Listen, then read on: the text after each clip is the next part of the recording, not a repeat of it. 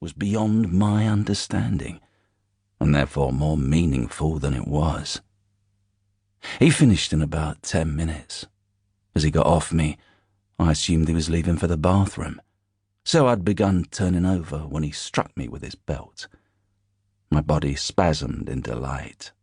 Here, at least, at last, was a little more excitement, even if there was still no creativity in his lust. The pain made me laugh, but I hid it with a howl. "No, no, please," I begged, rolling my eyes at myself.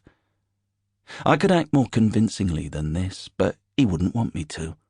Part of my charm was my innocence. I needed to seem out of my depth, ineptly play-acting at being a seasoned sexual plaything. He needed me to be a bad actor, so he could see through to the lost boy behind the performance. Of course, the lost boy was the performance, and the bad acting was excellent acting. His metal buckle bit into my flesh with an eroticism his body could never have communicated. With each hit, a hunger in my muscles was being satisfied. And soon, my trembling was not an act. I was aroused. My senses began to mix. A blue, the colour of a kingfisher's back, blurred the edges of my vision, and in my gums I tasted the squeezed juice of a lime. He whipped me 20 or so times, until my pleading reached a satisfactory intensity, and he threw aside the belt and left.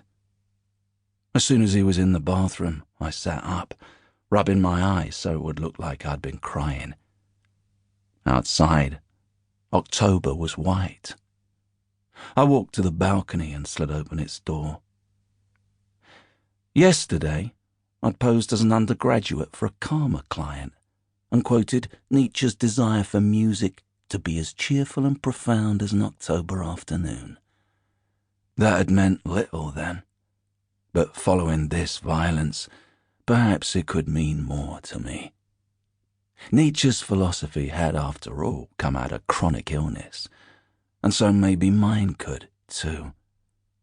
I'd call for a different music, though, since my illness was dominated by pain. A constant, meaningless, incurable pain at the core of my muscles that weakened me into a fog without memories or focus.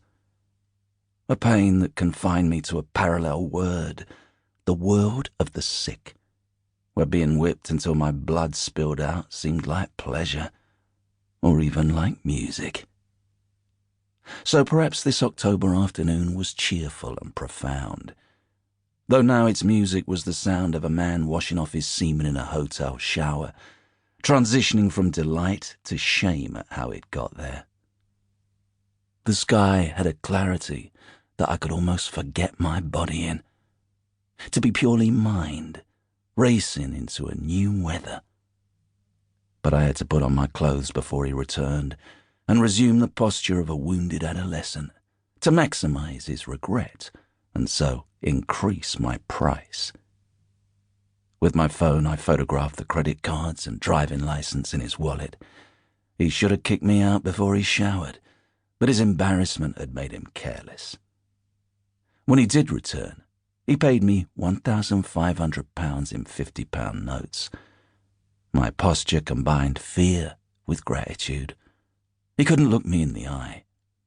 I left him slumped on a chair in a towel, drained of his pedestrian ecstasy, shocked by himself and what he imagined I'd suffered.